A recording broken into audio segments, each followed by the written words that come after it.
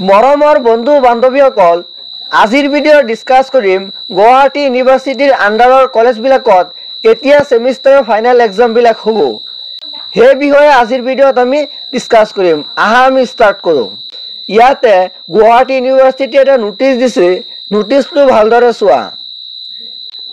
This is to inform you that the FY-UGP, FY-IMP and CBCS first, third and fifth semester examination 2025 will be held tentatively as per the following schedule. ইয়াতে কৈছে 4-year undergraduate program, 5-year integrated master's program and CBCS or first semester, third semester or fifth semester exam বিলাক তলত দিয়া ধৰণে অনুষ্ঠিত হ'ব পাৰে বুলি এটা ডেট দি দিছে।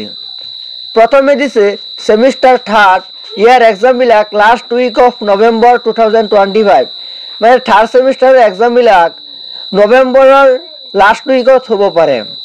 পিছত দিছে ফাৰ্ষ্ট সেমিষ্টাৰ আৰু ফিফ্থ সেমিষ্টাৰ ইয়াৰ এক্সাম বিলাক সেকেন্ড উইক অফ ডিসেম্বৰ 2025, মানে ফাৰ্ষ্ট সেমিষ্টাৰ আৰু ফিফ্থ সেমিষ্টাৰ এক্সাম বিলাক ডিসেম্বৰৰ দ্বিতীয় সপ্তাহৰ পৰা হ'ব পাৰে।